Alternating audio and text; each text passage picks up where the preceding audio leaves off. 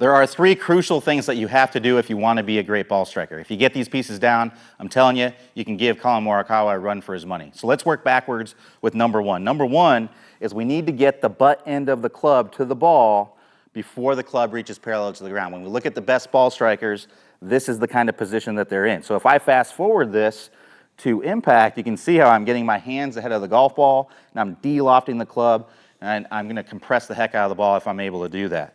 When I look at golfers that really struggle, what they're doing is by the time this butt end of the club gets to the ball, that club's already down here, or sometimes it's even at the golf ball. And you're going to end up hitting thin shots, chunks, losing a lot of compression because you're going to be adding a lot of loft at impact, basically turning your 5-iron into a 9-iron, and that's not what we want to do. So we want to get those hands in front, and the only way we can do that is by getting the butt to the ball before the club gets parallel to the ground. Now, I see a lot of golfers try to do this, but what they end up doing is they try to go from point A to point B. From the top of the swing, they try to get this butt into the club straight down to the golf ball from point A to point B. And the problem with that is when I do that, look what happens to the club. That club, I'm going to pull my hands in, and that club is going to want to cast. And if that club casts, there's just no way I'm going to get that butt to the ball before that club is parallel to the ground. So what we need to do is number two, which is create width. We need to push that butt away from you. So butt away from you in the start of the downswing, and then butt to the ball. I want this butt into the club to take a scenic route. I want it to take the longest route possible to get to the golf ball. You've heard of instructors saying width. That's what we want. We want to get that club going out away from the body. Now, a big mistake that I see with that is I see golfers try to push the butt into the club out this way. I want you to push the butt into the club away from your body with your arms. So really push it out away from you. So watch, if I do that, look what happens to the club. That club head wants to fall back behind my hands. If I pull my hands in, the club head wants to go that way. If I push my hands out, they want to go that way. So if I put those two pieces together, where I'm pushing my hands out, the club head falls behind, and I get the butt end of the club to the ball, now I'm in that great position, and I can get lots of shaft lean as I'm coming into impact. So here's what I want you to do first. I want you to go to the top of the swing, and I want you to pause. And at the top of the swing, I want you to feel this butt go away from you. So butt goes out away from you. You're pushing it out away from you with your hands, and I want you to pause about halfway down. So go up to the top, pause about halfway down. From there, I want you to get the butt to the ball. Club is parallel to the ground, butt to the ball, do a little pump, and swing through into the full finish. I want you to do that for about 5-10 minutes. Get in plenty of reps doing that, getting comfortable with the motion, getting comfortable with that club being behind your hands throughout the swing. Right? So once we've done that, now we want to work toward doing more fluid swings. All right, so I want you to go up to the top, pause, and I want you to, in a fluid motion, go really slow, get that butt into the club going out away from you, and then to the ball, right? So nice, fluid, and slow. And again, 5-10 minutes, doing lots of reps, getting that slow, fluid swing. Once we've done that, let's go to the next progression, and now let's do it in a complete fluid swing. So we went pausing reps, and then we went one pause at the top, fluid through the downswing, and now what I want you to do is I want you to do an entire fluid swing. But go nice and slow with it.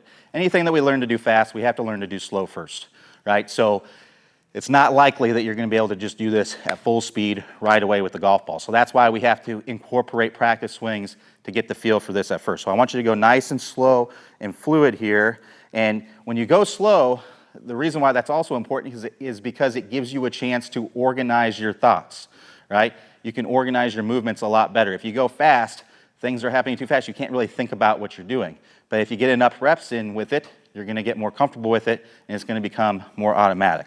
So nice, fluid swing, really feeling the butt end of the club, working out away from me, feeling that butt end of the club getting to the ball before the club gets parallel to the ground, coming around into a full finish. Again, 5-10 minutes of doing that.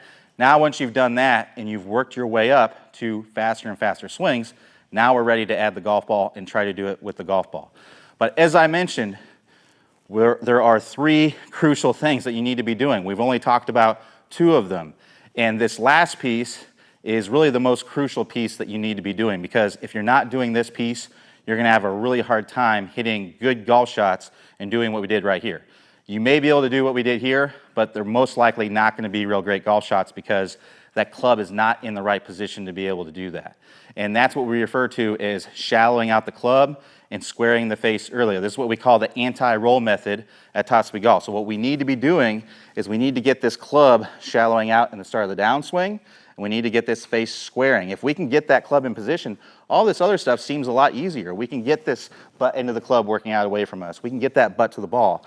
But if I come down steep and this face is open, in order to hit a functional golf shot, I've got to get that club on plane. So what's going to end up happening? I'm going to end up standing up, right? And when I stand up, look what happens to the club. When my body changes its inclination, this shaft shallows. And that's better to hit a functional shot, but it's not better to be a really good ball striker. So if we want to be a really good ball striker, we have to be doing things optimally, and that is getting that club shallowed out, getting that face squared up sooner, as soon as we possibly can in the start of the downswing. And this is what we refer to as the anti-roll method at Top Speed Golf. So I have an awesome bonus video where Clay Ballard, the founder of Top Speed Golf, is going to go over a great drill for you that's going to help you to do the anti-roll method. You combine that with what we did here, and you're going to be given, like I said, you're going to be giving Colin Morikawa a run for his money, Dustin Johnson, all these guys that are the best ball strikers. You're going to be able to feel what they're feeling when you hit a golf shot. So play well. If you want to see the video, all you have to do is click the iCard that's going to appear up on your screen here in a second. If you want to stick around, I'll play a preview of it, but if you want to see the whole video, just click the iCard. If you don't see the iCard, no worries. Click the link in the description below, and I will talk to you soon. Here's the bottom line. If you've been taught to roll the club in the early downswing, that causes the shaft to get steep, and that steep club causes all your problems. It causes you to hit it way behind the big hitters and way inconsistent with your quality of strikes. So you're in the tall grass and the trees and the hazards all day long. Now the great news is this. There's really only two pieces that you need to know to fix all these problems. The first one is we need to learn the proper way to square up the club face. Instead of rolling the forearms and getting steep, there's another way that the pros do this. Once you learn this right way to square up the club face, then you can shallow out from the inside and everything starts to fit together. Now I'm going to teach you this right now in what I call the anti-roll method. You may also hear this called the motorcycle move or the tour twist, but let's walk through exactly how to do that. Now what I want you to do is go ahead and go kind of in the last parallel in the downswing. So here, I want my hips to go ahead and be opening up. I want my club to be parallel with the ground, and I want my hands to be in front of my right thigh. Now, when I take my grip, you're going to notice that when I do this, the club face is basically straight up and down. So if I'm looking at it from this angle, you'll see the face is straight up and down, and my logo of my glove is pointed out in front of me. Now from there,